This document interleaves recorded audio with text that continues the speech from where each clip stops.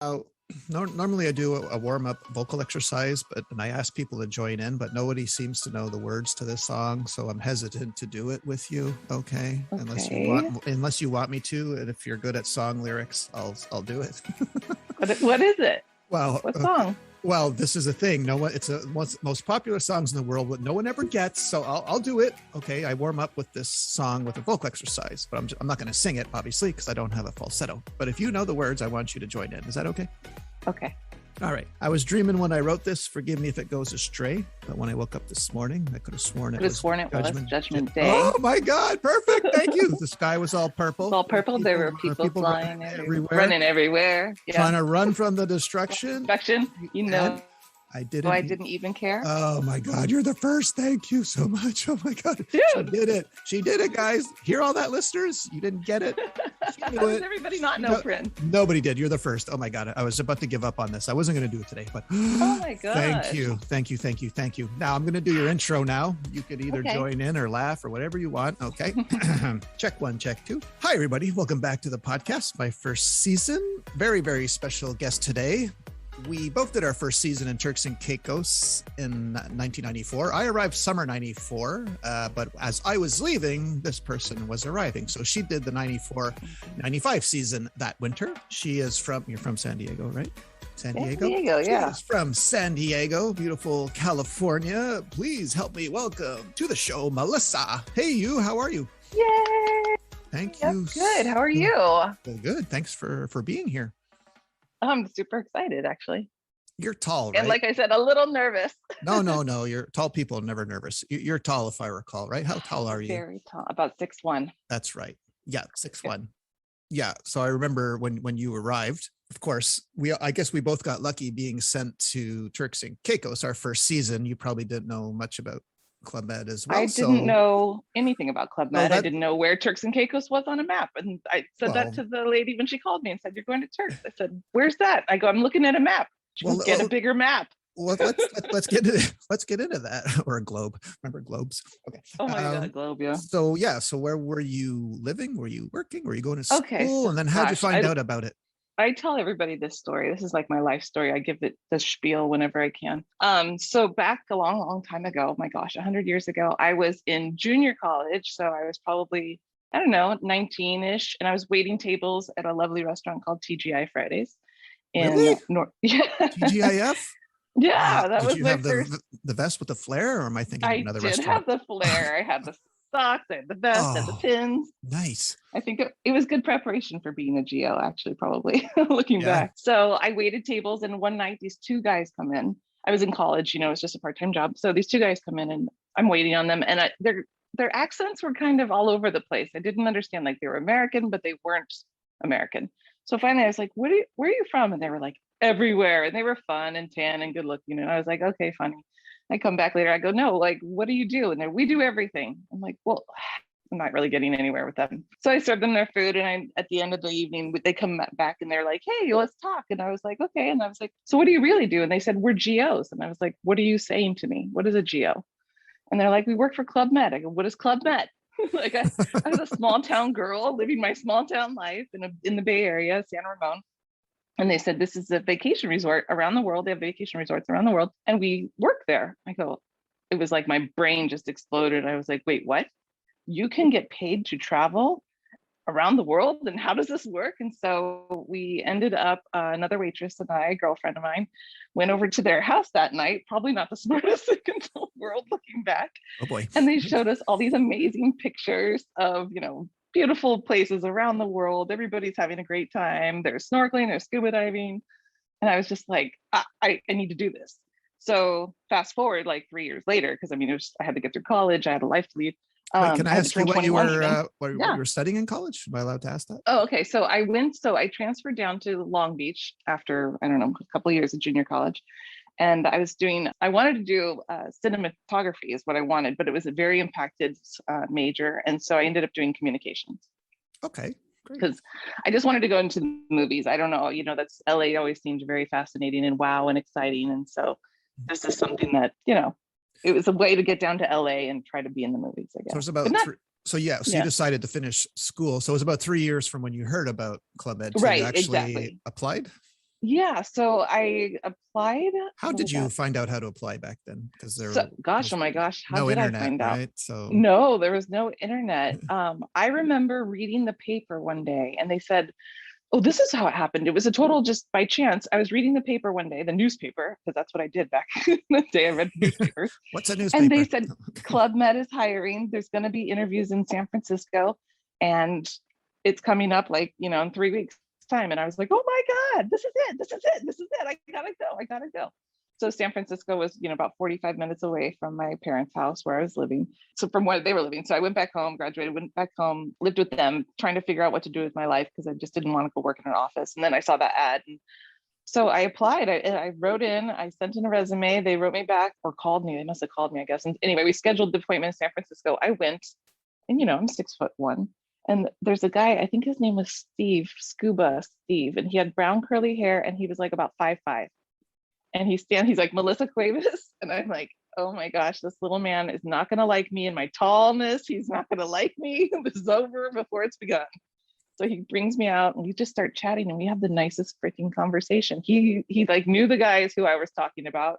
He was just excited about the whole idea of Club Med. And at the end, I was like, really nervous. I mean, I had nothing else going on in my life. This was my whole goal, was to work for Club Med at this point. And I said, I know you're not going to let us know for a while, but just how did I do? Did I do okay? And he goes, you got it. You're going. And you're going to be really happy about where you're going. And I was like, okay. So did you talk position at that point? Or? No. So I said I was, had done some modeling, which I had, and I spoke a little French, but I mean, I'm a tiny bit because I, took 2 years in high school. It wasn't like I was like fluent by any means. So no, I didn't know what to expect. I wasn't even sure what jobs were available. I just said, I'll do anything. I can babysit. I can stand there at a restaurant and pass out, seat people, whatever you need me to do. That's what they had back then, hostesses. Yeah, we had hostesses and such. So about 3 weeks later, I don't hear anything and I'm just like getting depressed. So finally I make a phone call. I get a phone call back. I'm at a job working for the summer at a really nice gym called Club Sport, ironically. So I get a phone call one evening about 5 o'clock and it's my mom and she goes, you got to call this number right now. Club Med just called. You got to call them right back right now. And I was like, oh my gosh. So I called in and I talked to this lady and she was in New York or something, or Florida. Gosh, where was she? Was in New York. She said, you're going to Turks and Caicos. Can you leave on Tuesday? And it was like Sunday. And I was like, no, that's in 2 days. And she goes, okay, can you leave Saturday? I said, fine. I got 6 days. Okay. She goes, I'm going to send you a list of things you have to buy. I'm going to fax it to you. She's like, you need an outfit for, black and white night and red night and this and that. And I, things about what kind of to wear and pack and everything. So my mom and I quit my job, gave them 2 days notice. Said, sorry, gotta go. And my mom and I went on a shopping spree like crazy. And I bought everything I could think of. And on Saturday, my dad just said to me, you can always come home. This doesn't work out, we'll find a way to get you back, but you can always come home. And I said, thank you. And they sent me off and that was it, on my way. Now, so this would have been, we're guessing, since I was at the end of my season, this probably was around September or end of September. I'm guessing that when you arrived. That sounds about right. Yeah. Yeah. When you get to the immigration at Turks and Caicos, now, did you, because I did something, because, we're actually told that we were told not to say that you're going to work. Yes. So I did that. And then they said, well, why do you have 16 bars of soap, sir? Because I didn't know what, I knew I was going for long. I knew prices might've been expensive. So did you have any incidences like that or no? No, it's funny, but I told them up front, I said, I'm here to work at Club Med. And they were like, oh, okay. Oh, you said that? They let me in. Yeah, they didn't say anything. They gave me a hard time because of my 16 bars of soap. Okay, good. Now you call. But when I got to the club, they told me, you weren't supposed to tell them. I'm like, well, I did not know that. Okay. You recall who the first GO you saw at the airport was? No, but I do think it had to have been somebody from traffic, but I don't remember. But I think I just felt like, I was on a bus with a bunch of tourists, like, but people guessed. Mine was Alfie. So if he was an extremely tan, good-looking guy with jet black hair. From Mexico, I believe. I think it was Alfie. Alfie. Okay, yeah. Yes, I think it was Alfie. And I just found a picture of him and I together, actually, because I was looking at pictures to kind of reminisce right before this phone call. Okay. And so I have a picture of Alfie. So I'm pretty sure it must have been him. All right. Now, but I remember. Sorry, go ahead. I was just going to say, I was sitting next to flight attendants, these great girls. who were like, oh, what are you doing? I said, oh, I'm going to go work at Club Med. And they're like, oh, we love it there. We go all the time, because flight attendants really got a good deal. So they would come to Turks all the time. Yes. So they were like my friends when I first arrived. I had 2 flight attendant girlfriends, so I didn't feel so alone walking into this very intimidating position that I did not have a clue about what I was getting myself into. So they told you over the phone before you left you were going to be in the boutique? Yes. So and I probably had you ever worked in a boutique? No, not really, but I mean, I can do anything. I'll smile and sell you cigarettes and shoes and flip-flops and all the candy that you want. I can do that. Now at Scuba Tea, Steve told you about the hours, that like the 7 days a week, 12, 16 hours a day. Have you talked about that? Vaguely. It didn't seem like it. Like, they're like, oh, you work every day. And I was just like, okay, thinking, of course I'm going to get days off. But yes, once I arrived, they were like, okay, you're going to be in the show tonight. So I went to the boutique. Immediately, I met my chief of boutique, Nausicaa, is her name. Yes, Nausicaa, yes. And I think she's Belgian, as if I remember correctly, Nausicaa. She was leaving the boutique. So she was, I was the first one of the new crew coming in. And so she was, sending out her GOs as new people were arriving. So I was the first to arrive. So really, she was only my chief for maybe a couple of weeks till she got sent away. She was part of the team with the former chief of village that was there, Jean-Pierre. Yeah. Jean-Pierre, exactly. Yeah. And when I arrived, he was still there probably for another week or 2. And then Greg Snyder arrived, and he was my chief of village during the next 7 months. Are you saying they stuck you in a show like immediately after arriving? Yes, they were like, okay, you're going to be in the show tonight. And I was like, I don't know what? Now that I don't even know where my room is. What do you think I have to be in a show? Do you remember what show it was? Yeah, so we had to sing 4 Non-Blondes, and I just had to lip sync it. It was a lip sync show that night, and I just had to play a guitar and sing 4 Non-Blondes. What's going on? Yes. I love that song. Love that song. Okay, so I was like, yes, I know the words. Okay, so it's not like they threw you into an intricate dance number, so you had to memorize, steps. So that's not bad. Thankfully, no. Okay, that came in like day 2. Now, did you wind up? You know how it is. Did you wind up winning that whole damn lip sync show? Did you win? Or? I don't think we won that night. Okay. I don't even know if there was a real competition. It was just a bunch of everybody's getting up, doing their songs and moving on to the next one. But so it was just intense. The first night I arrived, I'm in a show. I get a guest room. I met up with my first roommate, which, oh my gosh, I can't think of her name right now. But she was in the scuba team. And then eventually, about a week later, I got into a room with Nancy. I don't know if you know Nancy. She has blonde hair, and she was in Excursions. Oh, she was French Canadian also. Yeah, I remember. Yeah, wow. And she ended up marrying a guy from Scuba Team also. Oh, really? Anyway, yeah, I know, small world. Like things, you know how it is. Love happens when you have all these guests coming week after week.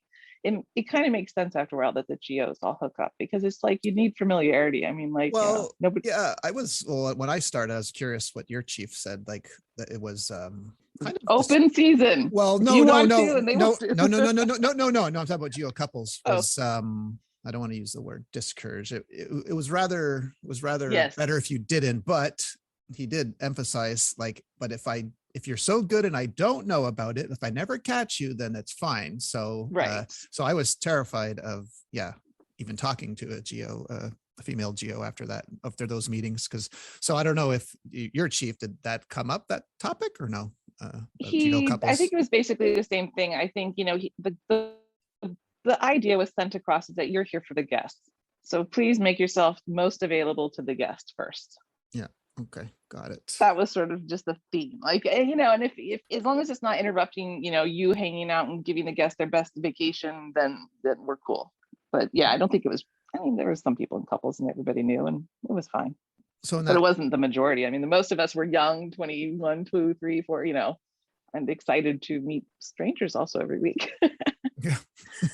So did you get any kind of experience any kind of culture shock your first week? I know you had a crazy busy first week. So it was I'd never talked to so many foreigners in my life. Had you been to a resort before? No. Okay. So I didn't know what to expect at all.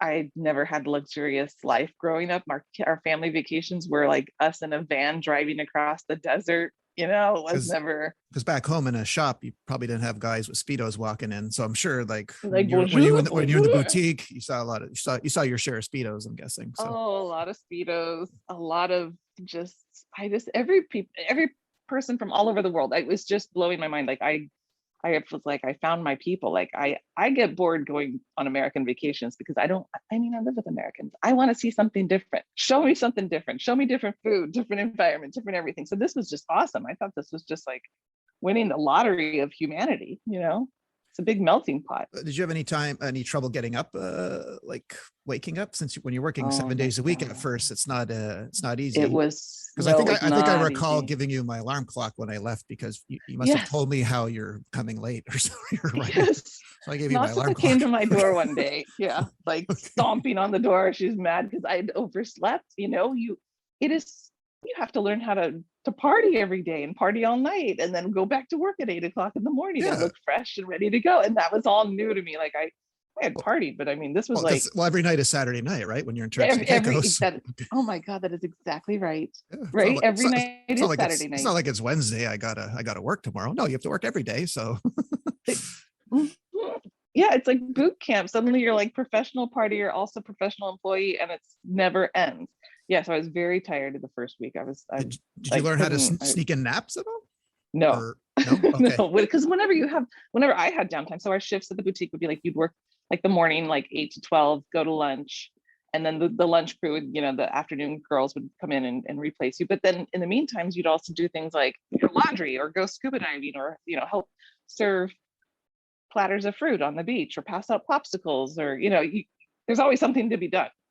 It's like the boutique was one job, but then there's also side jobs constantly throughout the day. And that evening you have to be, line dancing every night and before the disco, after dinner, blah, blah, blah. You mentioned scuba. Did you learn how to scuba there? Yes, thankfully. So I had never been snorkeling. I didn't know what scuba entailed at all. So I was not going to miss these opportunities. I mean, like, this is the greatest job I think that anybody could have ever given me this opportunity. So yeah, it was like, I'm going to learn how to scuba. I went out on the boat all the time. I finally got Padi certified. It took a little while, studying for it, but I'm really proud. Like that was the best. You got Padi certified while you were working there, right? Yeah. Okay. Yep. Did you start off with the resort course, or you just jumped straight to the Padi? I think I just jumped straight to the Padi because because everybody did it. I felt like I was the only GO who didn't scuba dive. Like it's just, we're all going out this afternoon. Come on with us. And I was okay. Now, when you're doing your checkout dives, do you have any funny JoJo stories? Did you see JoJo when you were diving? I have one good JoJo story. This is just like the middle, like right before dinner time. I had like an hour before I needed to get ready and be back at the boutique to close up shop. And I just went out to the water right in front of the scuba shack there. And I was just like the only person out there. Everybody else was getting ready. And there comes JoJo right next to me. And I'm freaking out because, there's a fin. It kind of looks like a shark a little bit when you're paranoid and not used to the ocean. I was like, oh my God, that's JoJo. Okay, just be cool. And like she just swam around me a few times and I just stayed there, and it was like nobody else was there. There was nobody else to witness it but me, and I was like, this has happened. And then I would see JoJo all the time though in the water, like following our the scuba boat when we go out in the morning and stuff. It was really unique, really remarkable. Yeah, he's a he. I think you said he, she, but yeah, it's the only time. Are we sure? Can we call him a they? Well, yes, okay, but I had two encounters. I don't really talk about the second one because it's funny now. But the only time, because I got to swim with him for 6 months, the only time I ever swam away from him was because one day, he gets used to you. He knows you're not going to bump into him, and he gets comfortable with you. And one day I looked at him, and he was contorting his body in the weirdest way. Like I can't even explain it, but I said something's wrong. I dive down and I'm like, I swallow all the water. He's, how can I put this? His reproductive organs were out. And I've never seen anything that big and pink before in my life. And I got the hell out of there. Oh my gosh. So, but again, I didn't do anything to cause it. I was just swimming next to him. So that's funny because normally everyone swims, swims to a dolphin. This time I was running away. Okay. Oh my gosh. Were you on a boat then? Were you like, no. I was just snorkeling off the, okay. When I was in the scuba shack, the boats were out. So I saw them. So I jumped in as I usually did. And something was amiss that morning. That's so funny. That's hilarious. Now, do you have any stories like that from your first season? I mean, not JoJo related. Did any, being a first season, did you experience any fish out of water stories or anything funny happen? Classic season G.O. blunder. semi-celebrities coming in. There's a lot of, I don't know, good times. A lot of good times. Semi-celebrity? What do you mean? You met okay, so there was a model who came named like Ashley Montana, I think her name was. Okay. Peter Cook came, and he was really charming. He ended up marrying Christy Brinkley after he left. I was saying, yes, I recognize that name. Okay. Do you know him? Yeah, so he came. Well, I remember his story, but I didn't know he was there. Okay. Yes. Before he married Christy, he took me on a nice date actually to the Grace Bay Club, and we had a nice dinner. Oh, wow. Okay. I know. I was like, wait, whoa, what? You're marrying Christy Brinkley now? Dang. Okay. Yeah. Didn't know I was in that kind of caliber, but all right. I was supposed to be Mrs. Cook. Okay. Exactly. Well, and if anybody knows, he wasn't, but he wasn't really, he wasn't famous at the time. Unless, no. Okay. But they were all like these people who were like acting rich and famous, and like they all had celebrity stories. I don't think we had any. Oh, wait, there was that. Oh my gosh. There was a French singer who's Johnny Holiday. He came in and oh my gosh, all the French G.Os were beyond, like they were all besides themselves. They were just like, oh my gosh. Yeah. Yeah, it's funny meeting someone famous who everyone else knows, but since you're not from France, you're like, right. But they actually like people like you because you're not fawning over them. So right. I'm completely nonplussed by their presence. Yeah. Like, nice to meet you. Yeah. So what do you do? Like a normal guy. Yeah. Oh, you sing? Anything I've heard? Okay. Yeah, exactly. That's really. I know they're probably like, they probably do respect somebody more who. No, they do. I've met a few like Quebecois and also European ones who. Yeah, like talking to me because I didn't know who they were at all. Yep. They're like, you were talking to so-and-so. Okay. You have no idea. They can't walk down the street in Paris. It's so funny, but this is what also is so cool. I didn't know anything about any other countries, and having these conversations, learning about, let's see, we had Arano was on my team. He was from Mexico. What was he doing there? Picnic snorkeling? Yeah, picnic snorkeling. He was so young. I look back now going, God, if I was like 22 or 3, I think maybe he had to have been like 18. Well, yeah, he was young. Like just a baby. He was young when I met him in '97 when he was doing the he was circus then, but he was still doing the Olympic Day and all that. Great Olympic. He did everything around you, right? And everything he did well. Oh yeah. So, yeah, he was still incredibly young at 97. He was super on board, but like I look back and think, gosh, he had all that responsibility at such a young age. And I don't know how. Do you have to be 21 to work there or not? No. I've talked to. I even know one who's not on the show yet. She was saying she started even at 17. She was obviously the youngest one in the resort, but it was a European mentality, definitely not an American mentality. Maybe nowadays, but yeah, not back then. Okay. Let's see, what else do I remember? Every week I would fax a letter home to my parents, which I don't know if you remember how fax letters. I do. I was going to ask you about that. So were you one of these GOs? It's funny. Did you ever wind up on the blacklist? Because I know when GOs came into your boutique, they wanted to buy something. Like you were given a list called the blacklist, which meant they spent all their money and they owe money, right? So did you save your money, or did it all go on faxes? Or well, I made $350 a month. No, so there was really no money to save. No, you must have made more than that, because I started at $450 in Turks in '94. There's no way. Canadian. Yeah, no, I was paid $450 US, so you must have at least got that same salary. Yeah, because I've heard other people say they've gotten more. Broke. Yeah, well, yeah, it's the resort's designed to take your money. Right? All I did was spend it on drinks and clothes in the boutique, and then snacks. Yeah, they love people like us. You go into the gestion at the end of your season. Thank you. You had a great season. You owe us $790. Okay. Shall I make that cash or check to you? Maybe I left. That's what I think. I left after. Eventually, I ended up leaving, I think, with $350 in my bank account. That's probably where that number comes from. It's probably like when I left. Score. I know, right? I was ahead of the game. Right before I left, I sold my car, and so I paid off all my credit cards with that money. So at least I was like living debt free back then. Like I didn't have any other bills. Yeah, you didn't have to pay for scuba diving. Okay. No, thank God, no, right? I learned how to water ski a little bit there, but I didn't like water skiing on the ocean. It was before, let's see what else I'm trying to think about. It was before circus got there. Tennis was a big popular one. Matt Weiss was our tennis instructor. He was really cool. We had a lot of new GOs that year. So we all kind of bonded. There was Amy in sailing. She was the only girl in sailing, so she'd come to the boutique for girl time. Matt Weiss, let's see, Craig water ski. He was from Canada. He's from Kitchener, Ontario. Canada. Thank you. Yeah, You're you know welcome. how to say it. Yeah. He was coming in as our water ski. We had Craig from Seattle, and he was in Bank. You know how it is, Craig Bank, Melissa Boutique, Craig water ski. You know. So you didn't get a nickname? No, I didn't get a nickname. Well, I don't think I did. I'm curious because we're roughly the same height-ish. Maybe I'm an inch taller, but so since you're a beautiful female doing the shows, because your height, did they automatically stick you in the back row? Yes, like the choreographers did to me. Okay, I was in the back with Tatiana, and Tatiana was probably 5'11", and I think she's French. I don't think she was French Canadian. I'm pretty sure she was from France. I don't know if have you ever met her? Is her last name Cadu? Tatiana Cadu? I worked with one Tatiana in Club Med, but I don't know. I saw her. I would vacation at Club Med down the road, and I saw her in Martinique with Hendel again. That's where I ran into her again. So I don't know. You know, what was her position? I think she was a hostess.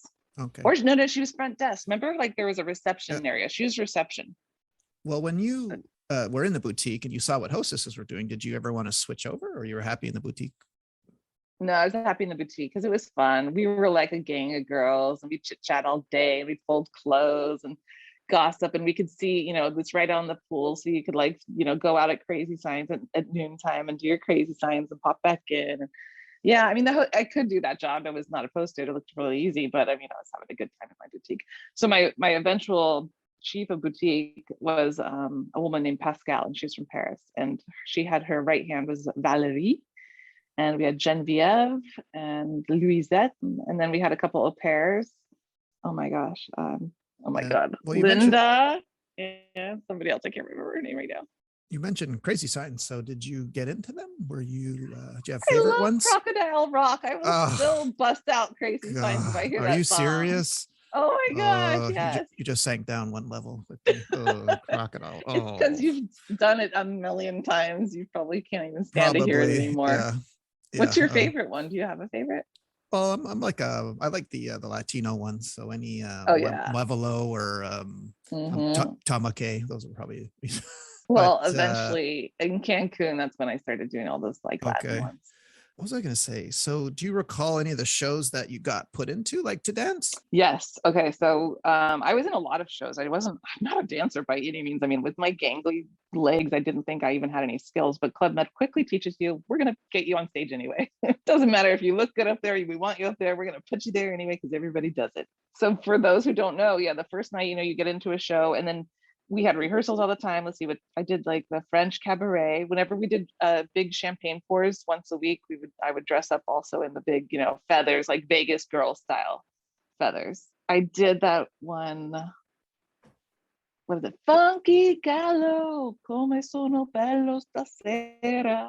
I can't remember the name of that show. Don't know what it is. I don't know. I did a lot of shows though. Yeah. Okay. Very nice. Very nice. It's an Italian song, and I didn't speak Italian then, so. Were you shy? Were you an introvert, extrovert? Because you had to sit with a guest, whenever you had to go to dinner. So were you always outgoing? Right.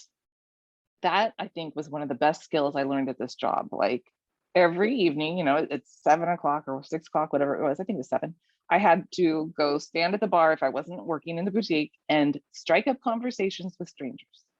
And the first time I was like, what on earth are you saying? This is like hell. Like what? I just have to go to a stranger and be normal? Dude, by day 3, I was just like drinking hand. Hi, how you doing? What'd you do today? Yeah, you went to scuba diving? Great. How was it? Oh, awesome. Excellent. What did you get to see? I became an expert in talking to strangers about anything. And I think that's still one of my greatest skills today. If you sit next to me on an airplane, we're going to chat. Okay. I might hold your hand in times of terror, and we will have a conversation, and I will know everything about you by the end of it. So that was really hard. I mean, did you have any experience in that? It's so odd to just learn to talk to strangers about anything, but it was a great skill.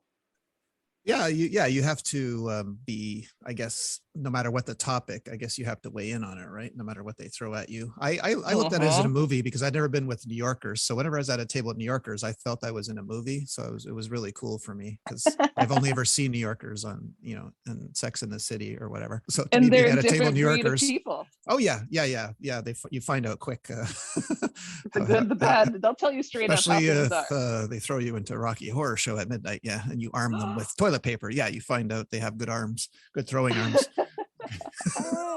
That's when you were wearing nothing but oh yeah, I didn't know. I've never seen Rocky Horror, and Big Ed was sick or something. I had to replace him, and I didn't know what I was doing. And they said, "Oh, just put this on and go." I said, "What's this? Your uniform?" Anyway, yeah. So that was my introduction. You're like, "Where's the rest of it?" Yeah. Like, this is a great base, but where's the rest? Yeah, I'm not tanned for this. I wear board shorts. Okay. Had I known, I would have worn a G-string at the Scuba Shack. Okay.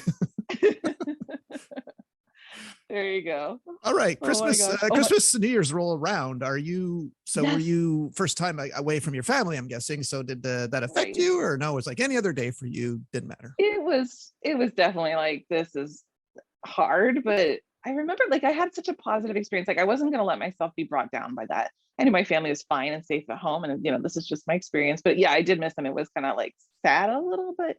I met this wonderful family. So, you know, it's the most expensive time of the year to be at Club Med. So really you get a nice caliber of people who are going and they're looking for a good time, and a lot of more families, you know, parents with maybe older children and stuff, because it was an adult village, you know, you had to be over 18, no kids allowed. So I remember my younger sister. No, not back then. No, it was. What do you mean? It was all ages at Turks. Are you talking about in Turks? Yeah, in Turks. Oh no, it was all ages. Oh no. I distinctly remember. What do you mean, during Christmas time? Like they let the kids in? Well, they didn't differentiate. Kids were always allowed there. Oh, but just none really ever came. Oh, except one time, this one. Oh no, well, that's summer. Like I said, I mentioned, I don't know how many times I took beers off 12-year-olds in the disco, and it was like, oh, I do this at home. Well, yeah, mostly European, but still. Oh no, there were. We didn't have, like, there were rarely children. Like, okay, well, no, summer was full of them. Yes, I mean later on, I don't know what year that 18 was instituted, but no, when we were there, 94, 95, it was. Might have been like after what happened my season. I don't know. All ages. No need to get into that. My next question. But yeah, so there was a lot of like these nicer older kid, like, you know, families with older kids. And I remember my younger sister came to visit me during that time period, during the Christmas break period. Oh, she did? And yeah, and okay. She was 18-ish, probably 19. She's very shy and introverted. And I couldn't be with her. Like, I was like, I gotta work. You can't hang out with me all the time. You gotta go to see Amy on the beach, you know, go learn how to sail or something, do something fun. So, but yeah, I remember like just hanging out with nice people. I remember feeling really solid. I loved my GOs, you know, my team was just so awesome. And like I said, because we were all new and far from home, we all kind of bonded and hung out a lot afterwards, like way afterwards, you know, like 1 a.m. if there was ever a time, but like we'd all get together, and like, especially during that time, it was nice. I had good memories. I had such positive memories though, overall. It was hard work. It was the hardest job you'll ever have, but the best job I'll ever have. Yeah, no, you're right about that. You were definitely right about that. Now, it's not like today. You mentioned a lot of GO names before. So did any of these GOs, did any of them inspire you, or because you noted their positive attitude or work ethic? Did you note any of this? Is there anyone? Well, yeah, I think everybody really did have the goal of giving, you know, the guests the best experience, the best vacation, the best everything. So I remember, like, who's my chief of sports? Bruno. Did you know Bruno? No, I don't think he had arrived yet. I had Ryan when I was there, but I don't think Bruno. There was probably someone I liked him filling a lot. in for him. He was very, like, everybody really wanted a good experience, and I like Bruno. I think he really was a good leader. He was always, you know, Greg's right hand guy, but even more so, he took the responsibility, took the role seriously. He was always very respectful and just a good, fun guy. Oh my gosh, I remember, because, you know, for us Americans, we don't kiss on the cheek when we meet. And yes. So I got used to it pretty quickly once I got to the club. But when my older sister came to visit, she was just like giggling, and Bruno went to go for the kiss. And I'm like, go right. Yeah. Like, oh my gosh. Yeah, that was my culture shock when I got to Club Med, because I had never been kissed on by men before on the, Oh, the cheek. So that was my like, hi, okay, Right? eye-opening moment. Yeah. Oh, hello, we do this. Okay. Yeah, yeah. Is this how we do this? And then, of course, after a couple of years in Club Med, it's like nothing. You know, you Right. you Then don't you even go think home about and it. you're kissing like your American, your North American family, and they're like, "What are you doing? Whoa, Yeah, whoa, yeah. whoa, whoa, back off! Yeah. Social distance, please. What are you doing Okay, for the okay. kiss?" Yeah. Well, eventually, when I lived in Italy, you learn the French. I think it was the French go for the left cheek first, and the Yes. Italians to the right. It was But opposite. I there's one remember. European So you country have to know that your does, culture. yeah, but what's the one that does four? There's one European country that does it four Oh, is it times. like I the forget. I forget which. Netherlands? Is it? Yeah, I think you're It right. Might be one of might those be. Danish or Yes. Scandinavian ones. Where you're just like, when does this end? Ha, Yeah. ha, ha, ha, ha, ha. It's like, I'm you're gonna saying it with flub. a I'm gonna go beat in the your middle. head. I'm gonna flub it. Yeah. Don't take I've offense. kissed, yes. After living in Italy, long after this, I went to move to Italy, but after living in Italy and I'd go to kiss a French person, it would almost always land on the mouth. I'm like, sorry, I don't know which side I'm supposed to be at right now. So yeah, Turks and Caicos was the first time also I drove mopeds on the wrong side of the road, if you will, the So left side of the road. is that your crazy funny story?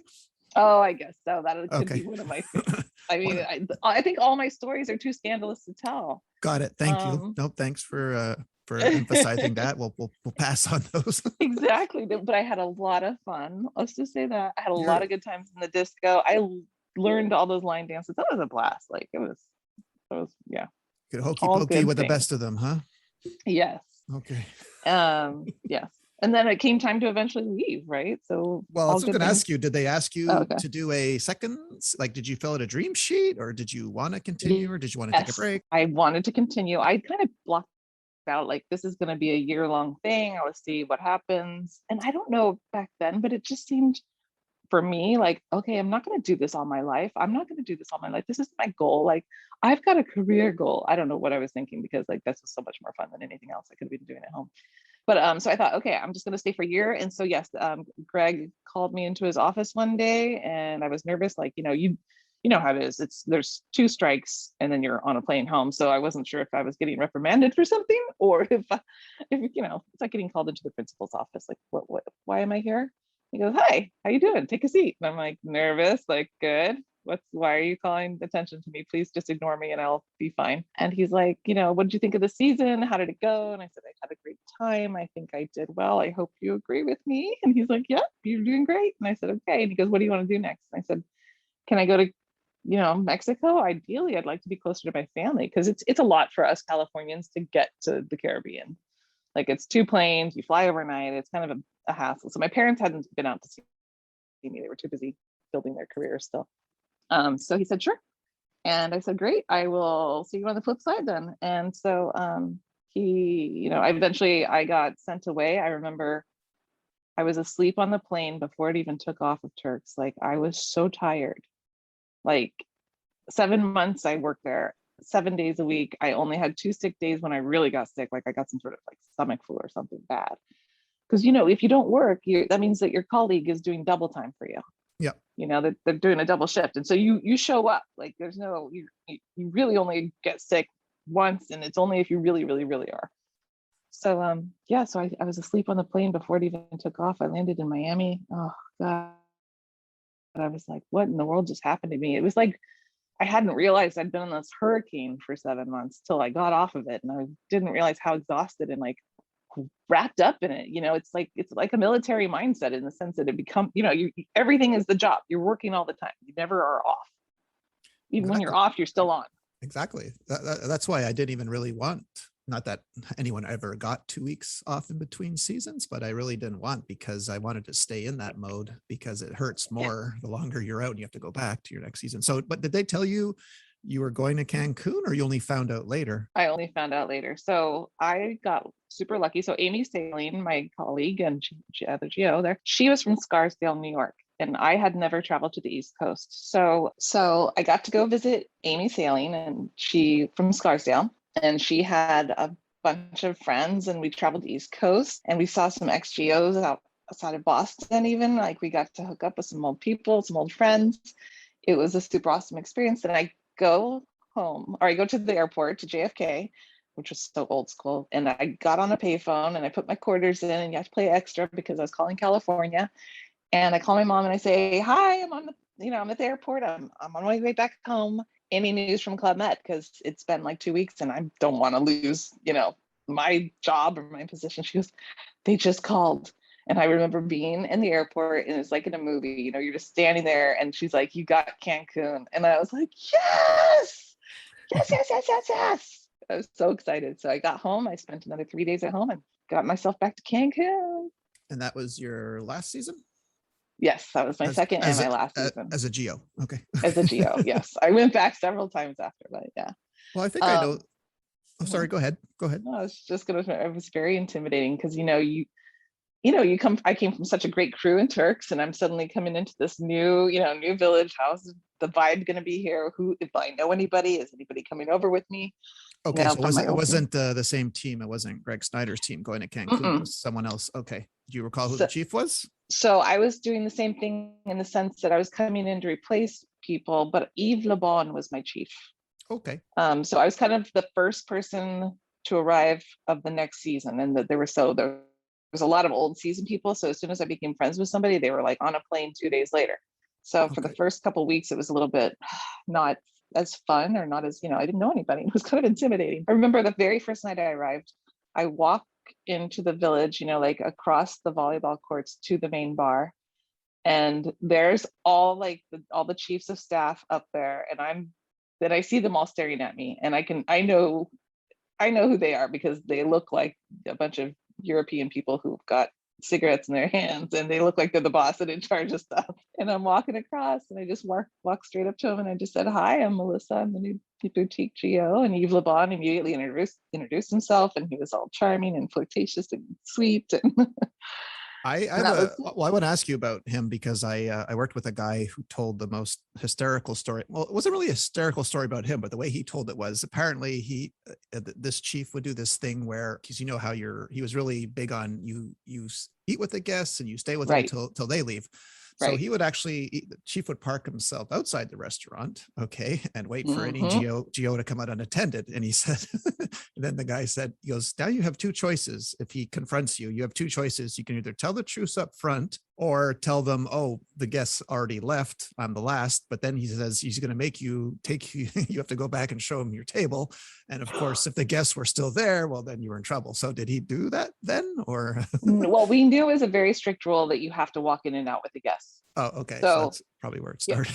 Yeah. Right, exactly. There was no joking around. You can't hilarious. Go to eat till you have somebody to walk in with. And so it'd be like, oh man, so that's just when you use your skills at the bar. Like, hey, are you hungry? Anybody hungry? I gotta eat now so I can be back in, I've got another thing I gotta be back for in an hour. So I need to get into there. So yeah. And I remember having too much wine on more than one occasion where my chief of boutique came marching in. Oh, you see those mad marching steps of a French woman, you run. What are you doing? Why are you not out on the dance floor? I need the whole team and you're the only one not there. And it's like, oh my God, I'm sorry, I'm running. You sit with the guest, you get to talking and you're drinking and talking and drinking, talking. And occasionally you forget you're actually working. So yeah, so we had to be there in and out with guests all the time. That was absolutely no question. I'm going to ask you this next question, but I think I already know the answer. Out of the two seasons, was one more magical than the other, or they were both good for? Or was it because Turks was your first, and it was Turks was my first? It was like my first love. I don't know. We just had such a great group. We bonded. We got along super well. Everything was just like super. I had my birthday there. They gave me the nicest birthday party in the chief of boutiques, room, and it, made special efforts to get me gifts that you'd have to get outside of the village, which was like a big deal to go outside of the village. It wasn't always easy to do that. Well, wait, did they make you skip around the room in the restaurant when it was your birthday? They did. I did too. That's right. I did. Okay. Okay, got it. Okay. There's a lot of attention given to me that day. It was very sweet. And I did not have to be in the show that night. That was like the biggest gift, you have the evening off. Yeah, you don't have to be in the show. You got an alarm clock now. You're all set, right? Exactly. It was so hard. That's so funny about the alarm clock, because little things like that were just so hard to come by. You'd have to request it from somebody who's either coming or going, here, can you mail these letters back in the States for me so I don't have to pay $7 in shipping? Oh yeah. Getting a package from a guest was like everything, right? It was like a status symbol. It was huge. It was like the biggest deal. Oh, somebody sent me something from home. Because, you'd send away these GMs you're going home? Well, if you don't mind, I really could use new underwear. Don't sell them in the boutique. I don't know where I'm supposed to get them from. So yeah, stuff like that, it was really special. I remember that once I was in the boutique in Turks, and this guy's talking, and he said something like, "Oh, well, back in Danville." And I turned around, I go, you're from Danville? And he goes, "Yeah, I live in Danville, and I'm a real estate agent." I go, "Oh my God, my mom's a real estate agent in Danville. Do you know Rachel Cuevas?" And he was like, "I know your mom." And I almost cried, because you get so used to being away from home that it doesn't really affect you. Like I don't think about my parents, like everything was fine. I was just, nope, I wasn't, you're in the mode of just, we're good. But hearing my mom's name out of somebody else's mouth just brought tears to my eyes. Suddenly I realized how much I missed everybody. And I was like, oh, wow. I'll tell her I said hi. Like, next time you see my mom next week, and it'll be like months before I see her, but okay. No, that made me cry now. It was so sweet when I came home. My dad cried. He wouldn't even look me in the eye for like 5 minutes. Okay. It was so sweet, because I surprised my parents. I didn't tell them I was coming home. So when I got off that plane in Miami, I had an overnighter in a hotel before I caught my flight back to California. My sister picked me up at the airport. And so I walk in the house, and we had a mirror by the front door. My mom was in the kitchen, but she could see me in the mirror of the front door, and she just about like die, like they hadn't seen me in 7 months. And then my dad came home like an hour or two later from work, and I back in the day we had, answering machines. My dad had a business answering machine in his office. And so I left him a message. It just said, "Hi, Dad, it's me. I'm home. Turn around." And so when he came home, we went and waited for him to listen to the voicemail, because it was the first thing he always did when he walked in the door, and he just wouldn't turn around for like the longest time. And I'm standing there. That's pretty elaborate thing to do with an answering machine at the time, right? Hey, I'm like aim to impress, Explain that to your kids nowadays, huh? Oh gosh.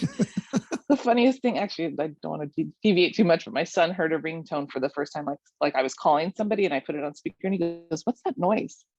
I was like, "What do you mean, what's that noise?" "It's a ringtone." And he goes, "What is that?" I'm like, oh my God. Yeah. You really don't know. 9-year-old boy, you really don't know. We just aged 30 years listening to that story. Okay. I do have one last question for you. I forgot to ask you while you're in the boutique. Give me your, I don't know, top 3 dumbest questions ever asked to you. Do you recall? You must. Oh my gosh, okay. That's so funny. Okay, number 1, where's the boutique? Like you're standing in it.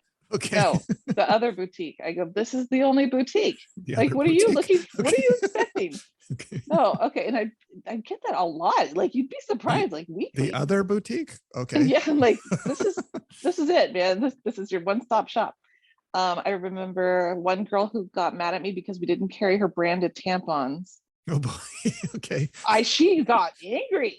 And I was like, "What do you want from me?" Like, okay, on a tropical island that stuff has to get flown in or shipped in. Okay. Right. Okay. I'm like, there's literally, it's like Russia over there to a certain extent. You get what you get, and you don't throw a fit. This is it. So that's why I brought my 16 bars of soap. I was covered. Okay. What's funny? About a year and a half later, I saw her in a bathroom in a Paris disco, and I looked at her and I remembered her face, and I was like, "Oh my God, are you serious?" Yeah. Okay. Oh yeah. Okay.